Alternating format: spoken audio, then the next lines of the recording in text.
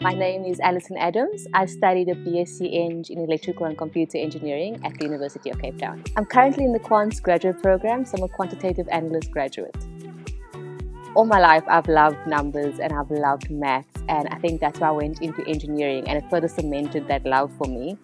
But also, I'm someone who loves problem solving, so I like being challenged with like any sort of problem and being tasked with, okay, come up with a solution, let's see how we can figure this out.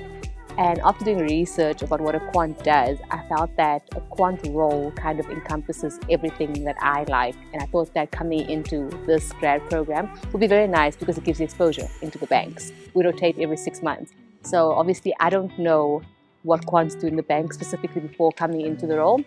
So I thought that having the exposure of rotating would also help me cement where I want to go permanent one day.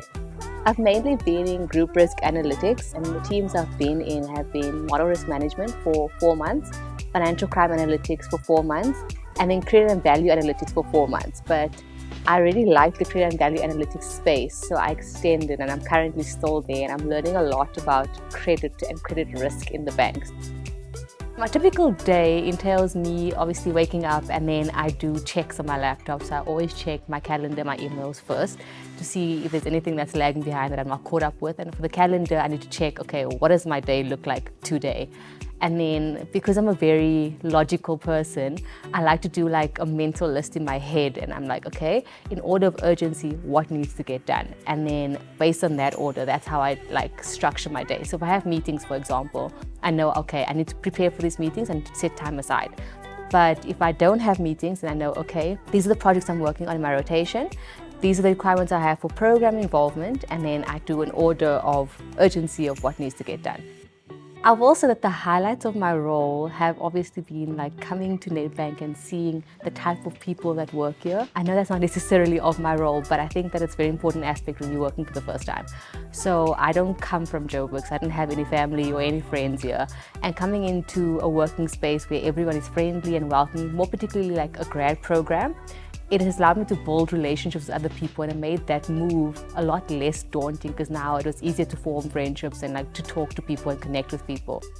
A challenge though is because I have an engineering background, I didn't have much financial background, obviously, but I had to do a lot of upskilling, and luckily we do have the platforms to do that. So we have LinkedIn Learning, we have Udemy as well. So I had to do a lot of upskilling in the beginning very quickly, and it was very overwhelming in my first year. But now that I'm in my second year, I see how everything fits into place because of the learnings that I did beforehand. So I would say it was a challenge in the beginning, but at the end, it is an advantage. How I keep up to date with the changes is I do a lot of research beforehand, especially when I'm tasked with the project. I'm someone who enjoys having the background and the knowledge before I actually work on something. And obviously, like I said, reading the news, so very important to kind of keep up to date with current affairs and then the effects it will have on a financial industry.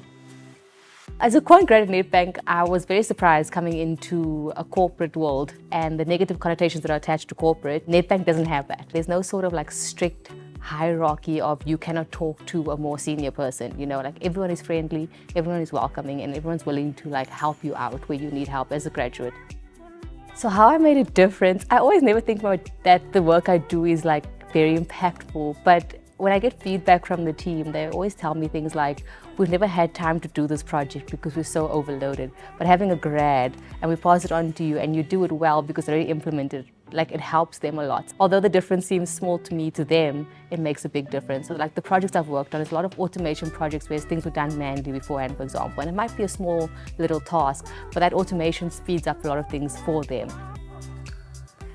So outside of the office, I enjoy doing two main things, which is like on opposite sides of the spectrum, surprisingly. So I'm a very active person. I enjoy going to the gym, I enjoy hiking, I enjoy running, because that's how I de-stress. But then on my lazy days, it's me, the couch, a warm blanket, and a really good sitcom, and like no one must bother me, no one must talk to me, and that's how I de-stress as well.